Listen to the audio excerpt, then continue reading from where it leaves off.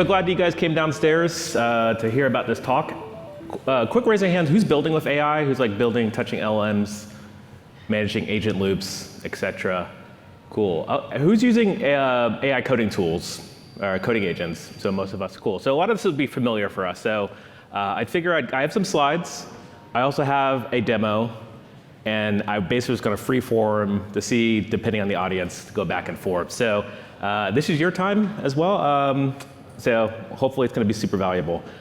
So the first slide, I came in from San Francisco. I live in Oakland specifically, and we have a train system. But the one thing I just want to point out is like this is New York City in the U.S. is like the best subway system of all country.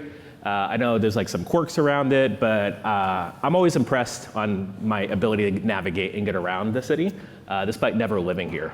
Just been here quite a bit of time. So the blue arrow is actually where I'm staying, and the red arrow is where we are right now. And what I love to do on the plane ride over is always try to figure out, okay, how am I going to commute? I have like 3 Metro cards, so it turns out like my Metro cards are dead after December.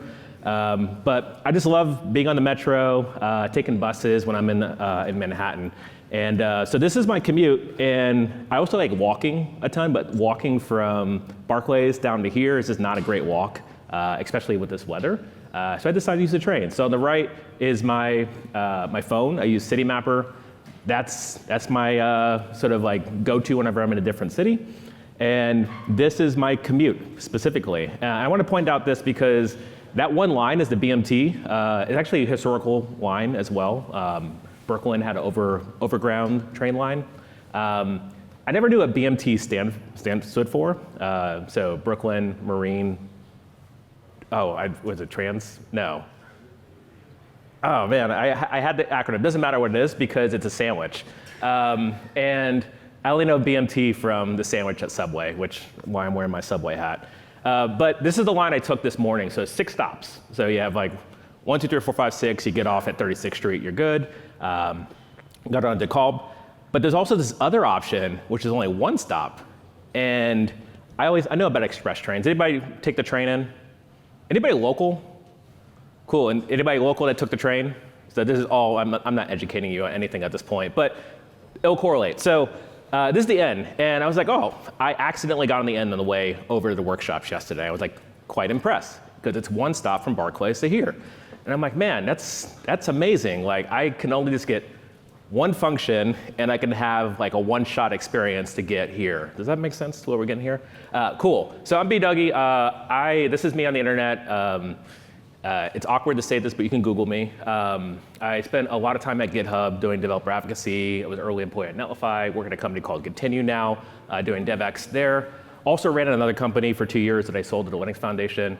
I'm just really, really into open source, and I joined Continue because they're open source first company. So we're truly a dev tool that does AI. And that's the one thing I like about Continue. So Continue, we ship faster continuous AI, and I'll show you a demo of continuous AI and what we're thinking about, like what this is. But we actually didn't start here. This is like what we're sort of like shipping in the last 2 months. We'll have a big announcement on December 1st around this. But what we started was custom agents. So like we were one of the first to get VS Code working with Olama coding agent experience. So use your local models, run it. It's like hit or miss. Anybody using local models for writing code for anything really? Yeah, it's like hit or miss at this point. Like we're in a weird of like a valley for local models at this moment. Like we've got some like Kimi just came out not too long ago.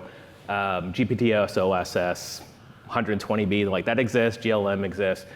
But Quinn exists, Quinn 3 Coder as well, which is a great model. But there's always some quirks. It's like a weird flex. I was just hanging out with ByteDance last night. This is recorded. By the time this comes out, they'll have an announcement. But what I'm getting at is, I get to hang out with all these model providers and like local models and like all these like experiences. But the challenge is when you get the experience to work for that model, what we have, and I was going to have a slide for this, but I call our users, our open source users, freeloaders, because they're always load testing the free models to try to get as good as the paid foundational models. So to get Claude Sonnet 4.5 experience, like you're not getting there. I'm just gonna I spent all day in Discord. I'm answering issues. I'm like, I'm sorry, dude, but it's just not happening. Like if you want Sonnet, pay for Sonnet. If you want local models, fine-tune eval yourself to like almost okay. But that's just kind of where we are today. Like we can wait for another model training or foundational models to give us and gift us more open source models. But that's the game that we're in right now. So at Continue, we sort of broken down our custom configurations for agents and like these concepts of like models, rules, and tools. So models is a given. You choose your model, local or hosted.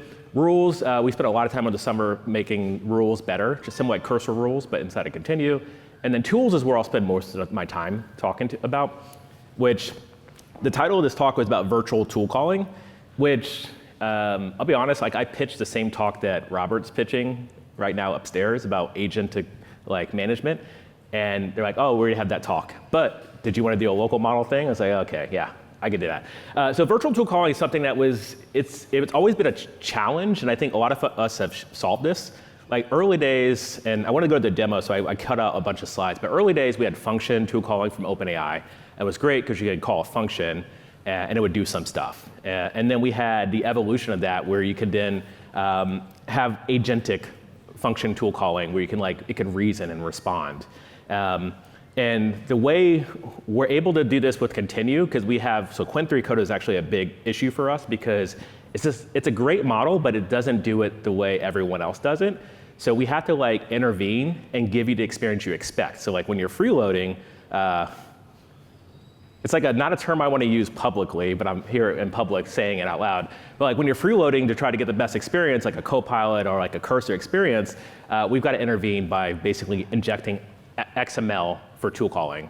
So the way we've done this is, I like the term virtual tool calling, and we called that for a while, but it really is system message tools, because we're just injecting this in the system message, the tool with the XML. So that's what's highlighted there in red.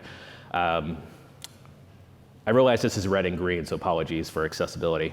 But we do have a docs as well that explains all these concepts. And honestly, I was kind of rolling the dice. I didn't know how many people would show up here, so I'm like, let me just tell you the docs exist, and then let me show you how it works. So this is a live URL. OSSFY I'm very proud of owning that domain. As I mentioned, I love open source. But I built a calculator, and hopefully it's easy to remember because I'm going to move away from that. So I built a calculator, and it looks like, oh, you know what I did? Okay, we'll just pull it up. So it looks like this, pretty basic. I can probably, quiet Claude. So like, you can just do like 7, 8, 9. Oh, it doesn't work.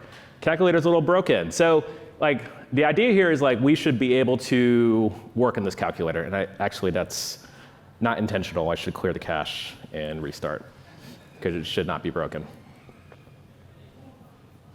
Okay, oh cool, yeah. So we got like this. 6, 7.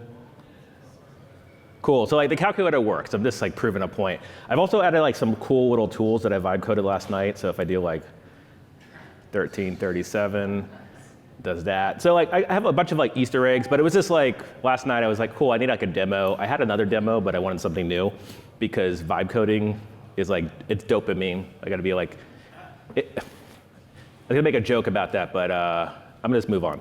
All right, so I have this calculator app, and then I have the code here. So the repo itself is, that URL that I shared you is actually going to go to the, actually, does anybody go to that? Does it go to the repo or the GitHub repo? I don't think it went to the calculator, but maybe I typed it wrong. Yeah, I think it might have went to the GitHub repo. No, actually, it goes here. Sorry, there's a GitHub repo, which I had meant to show, so apologies, but it's AI native dev calc. So that's the repo. But I wanted to share that in case anybody really cared to like do this themselves. So this is VS Code, and in VS Code I have the README, and then I basically have the working calculator. My background is like front-end developer for some reason. I worked at a job that I interviewed in Go, and they told me to do React, and then I turned in their front-end dev like 10 years ago. So I just have a lot of experience there. It's essentially this JavaScript in HTML. It's super simple. But I found with the calculator, it was quite broken. So if I do like 888 and I hit %, it doesn't actually add the permit %. It adds the decimal, which is not how calculators work, and I'll prove that real quick, which I'll just do like 888, and then I'd expect a percent, right? So we have a bug in our code. So what I'm going to do, and I apologize on the swiping foo, but I'm looking at my current file, and I'll probably add the other file, which is a JavaScript. Oh, no, all the files, oh, app.js. Yeah, so I'll add the app.js and just say, hey, the percent is broken. And oh, you know, I thought I had a percent's broken, and go ahead and fix that. Oh, did I? Oh, I had to hold it. Fix it, please. I told myself I'd use whisper flow and not type the entire time, but we'll see how it goes. So I have this specifically in agent mode, and this is like our virtual tool calling. It's going to work. This is actually not. This is going to work no matter what because it's OpenAI model. But I'm going to try a different one real quick. Just you had ATHW percent is broken. I think you. Yeah, that's totally fine because it's an agent. They know exactly what I mean. They always know your intent and will never hallucinate. Just like give it its best chance. No. We want to one-shot everything and force the agent to do our will. And then hopefully they don't come back and hurt us. But I'm going to switch to plan mode because I don't actually want it to write any code. I just want to show you it's going to write. So plan mode I think is pretty common across most coding agents. It's just going to be read-only tool access. And I'm doing that mainly because I don't want to have to clean up a bunch of code. But the idea here is that it's going to think, and it's going to one-shot. It's actually not hitting any tools. So this is not a good example. But I have a different example. Let me try using a different model. Let me try using a harder model. And this is kind of where like the virtual tool calling comes. So I know, where's my, oh, Gemma. So Gemma is actually one of my favorite models to leverage. It's a very small model, but because I'm running on a 32 gig machine, and I do a lot of work on a train, I didn't mention this as well. I run a train in SF called the BART, so the Bay Area Rapid Transit. And I spend a lot of time because I get on where I can get a seat and I'll just like start working. But what I like to do is I go offline quite a bit. So what's cool about this is like it is going to run local, and it actually won't run local because I need to go to my local config and then switch to not Quinn3 because that will melt my machine. But yeah, it looks like oh wait, hold on. I said I was going to do this, so let me try it again. Looks like the percent is broken. Can you fix that? The percent button. Oh, whisper flow won't work with that on. Yeah, anyway, I'll just type it.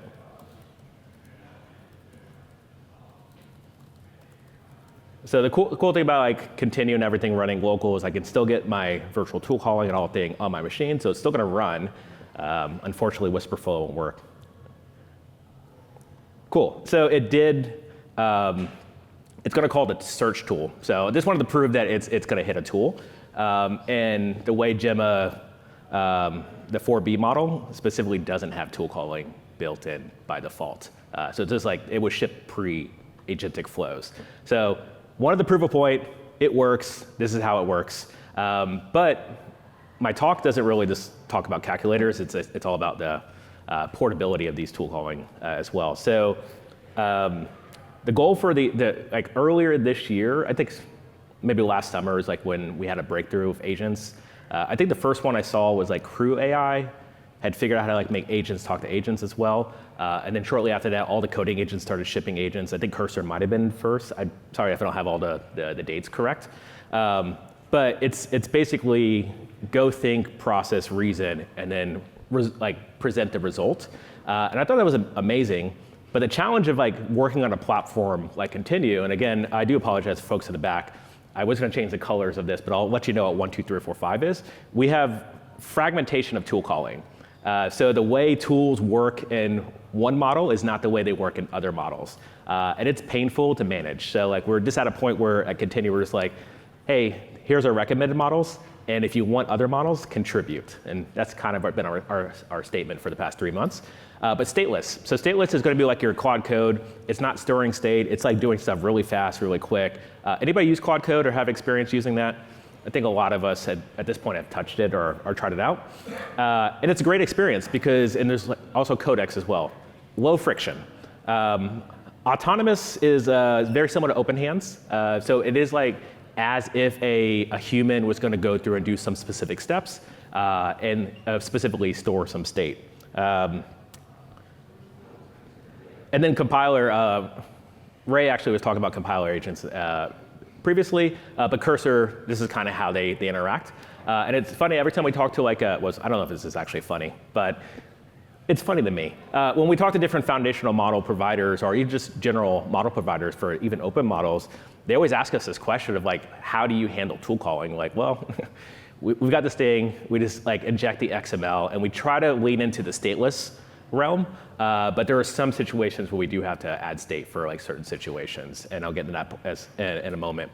And then the talk after, I probably should check with George because I don't want to put him in the wrong headspace, but like I believe like what George is doing with StackPack, which is be the talk right after this, is going to fall within these realms here, like domain specific, but also planning and routing as well for specifically DevOps pipelines. So I mentioned this is like pretty much every weekend for me. I get like 10 of these issues opened up in the continue repo of like, hey, I've got a random model you've never heard of. It doesn't work. I was like, oh, well, I never heard of it. It doesn't work because we just haven't got that far. So it's constantly always like regurgitating our docs and pointing people about this. This is basically the headspace I was in a couple months ago when I was like making this talk was, I'm answering this question all the time. Let me just create a talk for this, and then hopefully I'll make a blog post for this and maybe a series on how like this works in detail. But this is the answer. It's virtual tool calling. So when I think about like that experience and what else you can do with that, because like we built this flexibility within our platform to like manage local models, manage hosted models, manage models from random providers you haven't heard of. You like the portability of being able to say, I want to be able to one-shot myself from Barclays to this location. We have frameworks around this. So like that's another implementation, which I don't have a live demo for. But MCP is like being able to like call an MCP based on whatever model you're leveraging is also challenging because MCP is all being like, we're about a year into the space, but it's also all over the place. So if you want to build a coding agent, like, man, it's a lot of work. Just come work for Continue. So what we've been doing is we've been experimenting with like what I call legacy dev tools. And when I say legacy is like pre-AI. So a lot of our favorite tools like Sentry. Who's a big fan of Sentry? You guys in there every day and like, man, this is my job. I can't believe this is it. Errors. No? Okay. Well, that's basically my life pre-AI. It's like, man, I don't know what I'm doing with these errors. Unless it's broken, I'm just not going to go look in there. And then when something broken, like I'm going to go search through there. And like, what an amazing agentic workflows like to triage and debug this. So I continue to experimenting with like how you can leverage whatever model you want, specifically with whatever MCP you want, to be able to solve problems that are scoped and spec'd specifically to that situation. And that's what we've been doing with continuous AI. So it is like being able to take Sentry errors. I was talking to Cloudflare a couple weeks ago, and they said like in the last 7 days they had, well, this is ironic because they had an issue, but in the last 7 days they had like 60 million Sentry errors for like one task. And I was like, that makes sense because you guys went down because of a SQL error. But I say that now because I read the article this morning on what happened, the postmortem. Man, timing. So what we've been doing is we've been experimenting with Continue. So I showed you specifically like the VS Code IDE. We have JetBrains as well. But then we built this thing, which is our CLI. And again, there's a lot of CLIs out there, like choose your own adventure at this point. But what we wanted to do is like build bespoke situations within the CLI that are ready and pluggable to go solve Sentry errors and go solve sneak vulnerabilities and go solve PR review.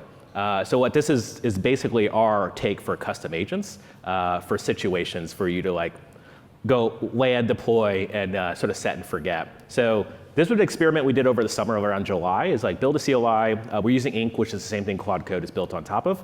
And then the next step is like, it's the same demo, but I'm going to go into the web interface real quick. Let me turn my internet back on. You asked me if I had an internet demo, and then I forced myself into 4-4ing myself by turning that off to prove a point. So we'll give it a second to come back.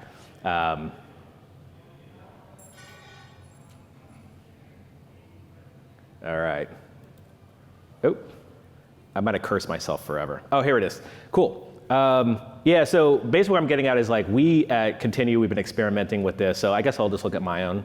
But the idea is, what if you could take your Sentry errors, and Sentry has a specific tool called Seer. And Seer is like their agentic flow to basically get you to like code it up, which is funny. I think it's funny because that's what the button's called inside of Sentry. It says code it up. I was using OpenAI's ChatGPT, and it came back with, or no, it was Codex, and it was like, heck yeah. And I was like, wow, that's awkward. Cool. Let me just move on to like writing code. But anyway, code it up is what they call it. But the idea here is I can actually click this solve button. So this is in the last 5 days, I got 7 of these events. The idea is I can kick off a task that's specified in like bespoke custom agent that failed to start. So I just saw the failure message. So I'll check out the Sentry error and what happened to that Sentry. But the idea is that I can go see that task in this list if it did work, and then specifically say, okay, these Sentry errors are being solved at my whim specifically. And this is what it would look like. So I ended up in the calculator, the clear button, I wanted it to specifically have if you hit clear, you should see all clear. We all know calculators, right? It's been a while. Some of us are new out of school. Some of us have not been in school a while. But basically what I'm getting at is I wanted to like just prompt up a really quick calculator fix for that button. I prompted it using this little task flow here and then kicked it off. So very similar to like my Sentry experience, except the prompt's already built in to like fix this error based on this Sentry take. So when I was talking about models, rules, and tools, I can have that experience of like model rules for Sentry and specifically the MCP for that. So I do like this because it does give you some extra steps to like choose your own adventure to the next thing. But wanted to share like, this is like, I believe where most of where coding agents are going. I think the Guillermo Rauch, who's the CEO of Vercel, tweeted 2 days ago, of a survey of if you're doing coding agents, like are you using synchronous, are you doing async, are you doing background? And I think background was 5% of like the respondents. So like it's whoever follows him, and that's the response. But I think we're still pretty early in this. So just wanted to share that little demo.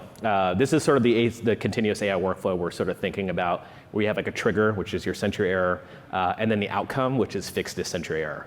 And the idea there is that you can have a continuous loop, so you have an agentic cycle of like Sentry error is solved, but you sort of do evals until you have a solved solution. So with Seer, you can do high, medium, low.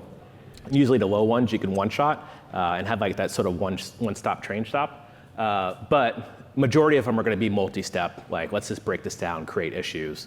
So the one thing that I did want to point out is that like when I kick off a task, if I kick off a task, I can choose my own agent. So instead of like opening up PR the fix, I have that same experience where I can just create a GitHub issue. And I actually created a couple issues before this. So like backspace doesn't work, so Continue opens up a plan that I can just kick off. And so, yeah, so that's sort of like the portable tool calling and how I'm sort of like closing the loop on this. Another example we have in our MCP cookbooks is PostHog. I don't look at PostHog, like why? I'm not a product manager, but there's a lot of good session data that I can take, digest into text, and then respond with like either an issue or PR the fix. So if your onboarding is broken and you only like convert 25%, ask PostHog's MCP and Continuous agent, or pick your whatever agent, like you can do this whatever, and then generate a bunch of plans to like go test and distribute that. And the thing that works the best is like go set up a new tracking metric for PostHog to track to see if it works after the fact. And I've been pushing a lot of engineers that continue to like do that last step, because I think a lot of us, we don't have PMs. We're not Cursor, but we don't have PMs at Continue. But we like to push like engineers to think like product engineers, because do more with less. Cool. So I'm winding down the plane, or sort of getting at the last stop of this train. At Continue, we believe in amplified dev, so it's not about replacing developers, it's about amplifying them. So we don't have time for questions, but I would love to talk to you in the side or at lunch. And again, for whatever reason, I'm going to dox myself and say that's where I'm staying. And in Brooklyn. Find me on BDougie, Google me. Thank you.